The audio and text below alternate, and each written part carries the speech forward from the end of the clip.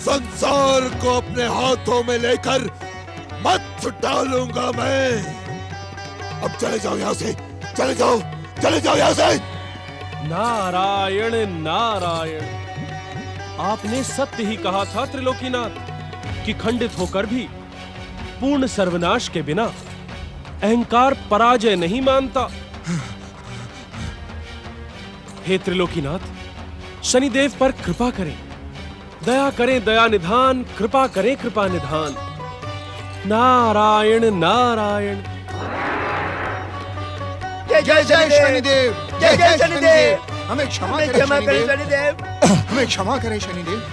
स्वामी, क्या पीड़ा बहुत अधिक हो रही है? भैया, हर पीड़ा को सहन करने की शक्ति है मुझ में, किंतु अपमान मैं सहन नहीं कर सकता। भैया, 7.5 विष्णु के सृष्टि में प्रलय की भूमिका रच दो। महाप्रलय, विध्वंस का महातांडव, मानवता का अंत, रक्त की हाहाकार करती हुई बहती हुई नदी, महातांडव, महाप्रलय, विष्णु की सृष्टि को ध्वस्त कर दो। विष्णु, ये था भाग्य विधाता शनिदेव पर प्रहार करने का परिणाम। चल।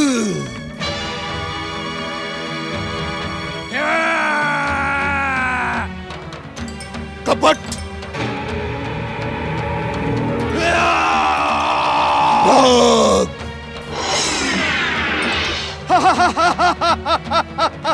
द्वेष,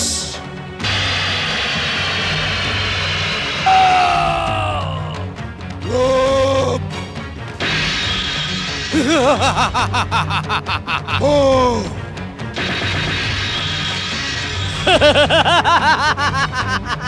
अनीति,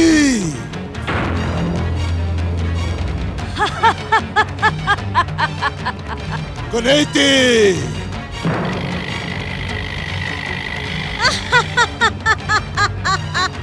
ईर्ष्या,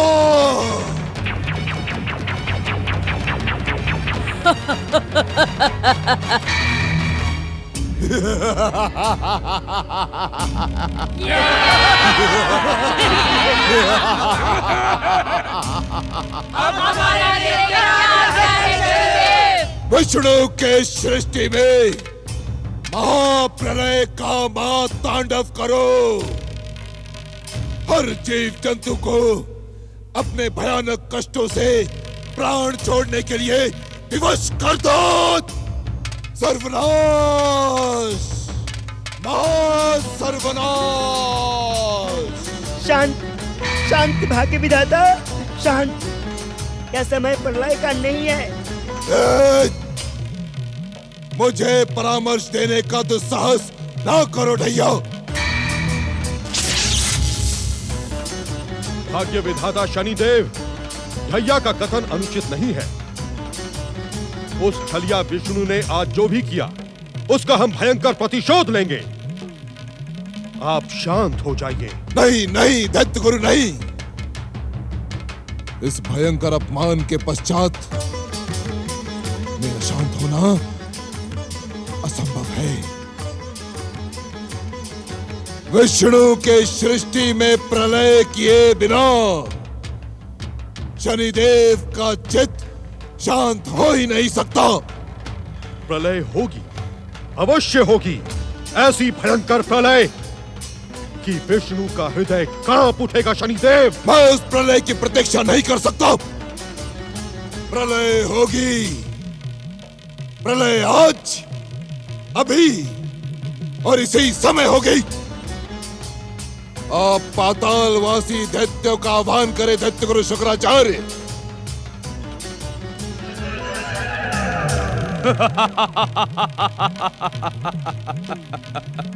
शनिदेव, दैत्य गुरु शुक्राचार्य की बात पर विश्वास करें।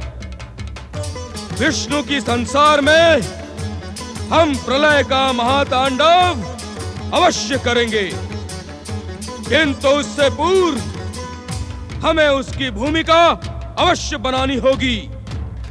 यह समय प्रलय के लिए उचित नहीं है। भाग्य विधाता शनिदेव, आपको तो भली भांति ज्ञात है कि भगवान शिव ने इस युग को सतयुग बताते हुए विध्वंसक शक्तियों को शांति बनाए रखने का आदेश दिया था। शनिदेव, समय की प्रतीक्षा करें। प्रतीक्षा का समय दुष्ट विष्णु भक्तों को पीड़ित करने में बिताए भाग्य विधाता। सुनीति का पुत्र विष्णु भक्त ध्रुव अपने पिता उत्तानपाद के राजमहल तक पहुंच गया है। क्षमा करें भाग्य विधाता, हम उस बालक को भ्रमित करने में असफल रहे। भाग्य विधाता, हमने उसे शनि भक्ति का पाठ पढ़ाने का बहुत ही प्रयास किया, किंतु तुमसे कुछ नहीं होगा दुष्टो, कुछ नहीं। अब मैं स्वयं उसे दंडित करूंगा। विष्णु भक्तों के विरुद्ध शनिदेव के प्रतिशोध का प्रारंभ अब ध्रुव से होगा। मेरे आदेश की प्रतीक्षा करो। वो दिन दूर नहीं जब विष्णु के संसार में भाग्य विधाता शनिदेव की विध्वंसक शक्तियां प्रलय का महातांडव करेंगी। दुष्ट विष्णु भक्त ध्रुव को दंडित करने अब मैं स्वयं जाऊंगा। विध्वंसक शक्तियां मुझ में सम्मिलित हो जाओ।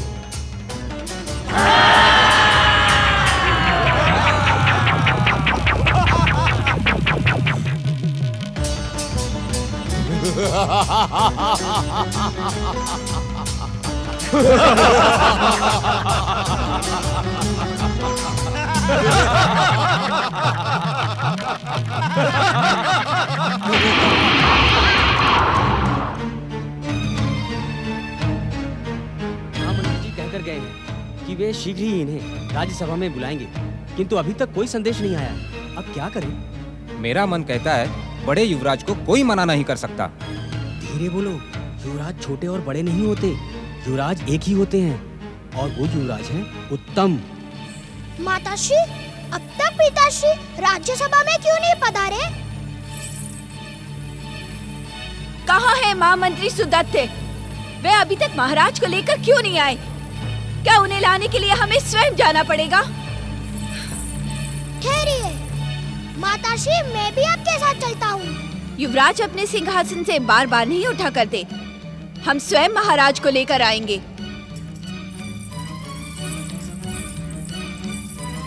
महामंत्री सुदत्त, आज अपनी जन्म तिथि पर जब स्वयं हमारा पुत्र आकर हमारे द्वार पर बैठा है, तो हम उसे लिए बिना राज्यसभा में कैसे जा सकते हैं? किंतु महाराज, हम पहले अपने प्रिय पुत्र से मिलने के इच्छुक हैं। पटरानी जी की जय हो, पटरानी जी की जय हो। महाराज, ऐसा प्रतीत होता है पटरानी स्वयं आपको राज्यसभा में ले जाने के लिए इधर ही पधार रही है। क्षमा करें महाराज, यदि आपने युवराज ध्रुव की बात पटरानी से की तो वे उग्र रूप धारण करके ध्रुव को अपमानित कर देंगी। कृपा करके। हम सब कुछ समझ गए हैं महामंत्री। अब युवराज ध्रुव को हमारे समीप लाने का उत्तरदायित्व आपका है। पटरानी सुरुचि की जय हो, पटरानी सुरुचि की जय हो, पटरानी सुरुचि की जय हो, पटरानी सुरुचि की जय हो।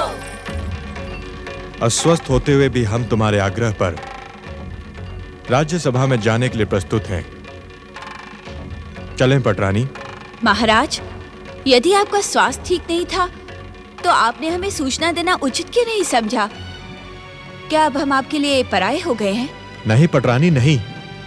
हमें भली भांति ज्ञात है महाराज, आप ना ही हमसे स्नेह करते हैं और न ही हम पर विश्वास। ऐसा न कहें पटरानी, ऐसा न कहें।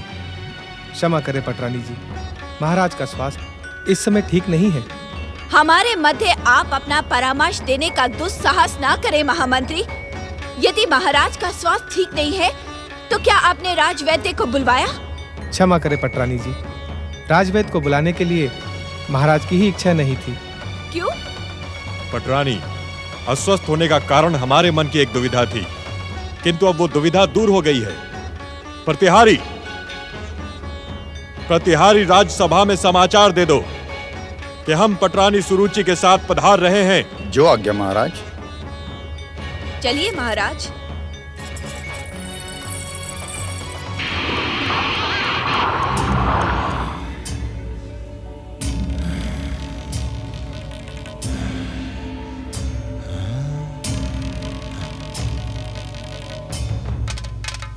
दुष्ट ध्रुव,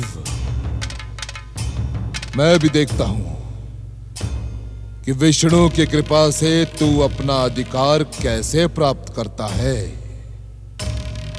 मैं यहां उपस्थित समस्त जनसमूह को अपनी विध्वंसक, भयानक और मारक कुदृष्टि से भ्रमित कर देता हूं, और ध्रुव का साथ देने के लिए कोई प्रस्तुत नहीं होगा, स्वयं उसका पिता भी नहीं। महाराज राज्यसभा में पधार रहे हैं।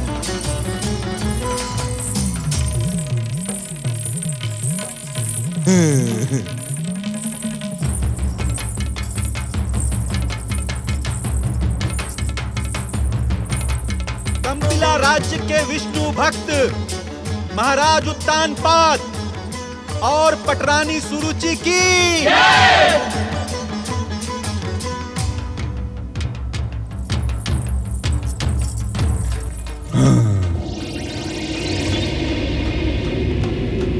राज्यसभा में उपस्थित सज्जनों और प्रजाजनों, हमें खेद है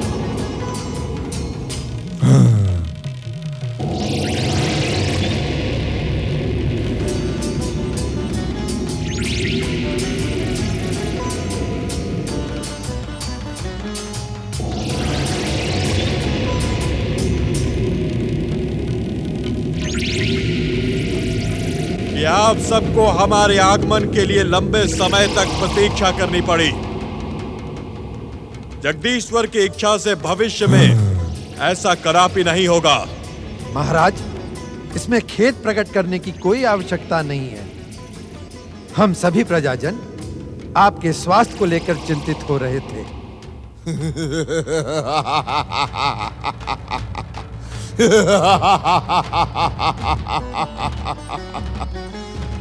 विष्णु,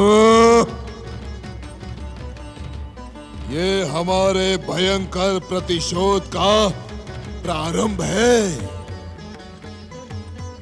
अब देखना हमारी कुदृष्टि का परिणाम। तुम अपने परम भक्त ध्रुव को कष्टों से बचा नहीं पाओगे।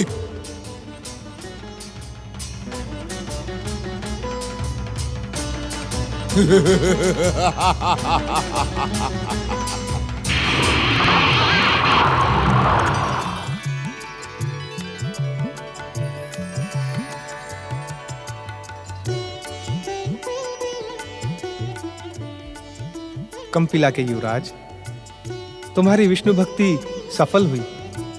मैं तुम्हें महाराज के निकट ले जाने के लिए ही आया हूं। महाराज स्वयं तुमसे मिलने के लिए व्यग्र हैं। वे राज्यसभा में तुम्हारी प्रतीक्षा कर रहे हैं। क्या मेरे पिताश्री मुझे मेरा अधिकार प्रदान करेंगे? क्या मेरी माता को आदर से पुनः कंपिला लेकर आएंगे? अवश्य युवराज।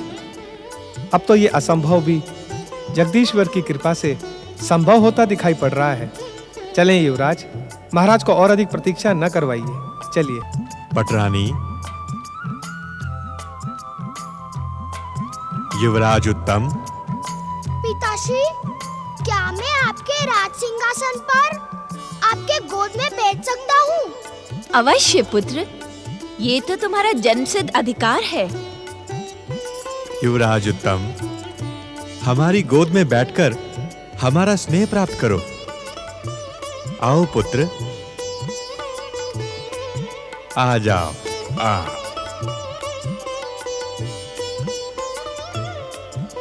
महाराज उत्तानपाद, पटरानी सुरुचि और युवराज उत्तम की जय। जय श्री हरि, जय श्री हरि, जय श्री हरि, जय श्री हरि, जय श्री हरि, जय श्री हरि। मैं भी आपका पुत्र हूँ पिताश्री। मुझे भी अपनी गोद में बिठाकर मुझे मेरा अधिकार प्रदान कीजिए। क्षमा करें महाराज, ध्रुव आपका ही पुत्र है। बड़ी महारानी सुनीति का यह पुत्र ध्रुव जन्म से ही आपके स्नेह और अधिकारों से वंचित रहा है। इसे इसका अधिकार प्रदान करें महाराज। स्वामी, मुझे महामंत्री सुदत्त की बातों से विद्रोह की गंध आ रही है। इस दुष्ट विद्रोही को तुरंत दंडित करें, अन्यथा विद्रोह का ये स्वर कंपिला की शांति को भंग कर देगा। महामंत्री सुदत्त, महारानी सुनीति को हमने लंबे समय पूर्व त्याग दिया है। उसके पुत्र का पक्ष लेकर तुमने राज्य के अनुशासन की समस्त मर्यादाएं तोड़ दी हैं। हम इसी क्षण तुम्हें महामंत्री पद से वंचित करते हैं। अब तुम महामंत्री नहीं रहे, दंड के पात्र और अपराधी बन गए हो।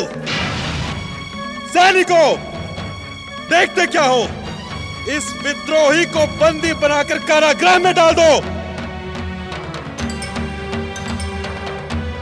यह अन्याय है महाराज, घोर अन्याय। आप पटरानी सुरुचि को प्रसन्न करने के लिए बड़ी महारानी सुनीति के साथ अन्याय कर रहे हैं। मैं आपके इस अन्याय का विरोध करता हूँ। आपको सुनीति पुत्र ध्रुव को उसका अधिकार देना ही पड़ेगा।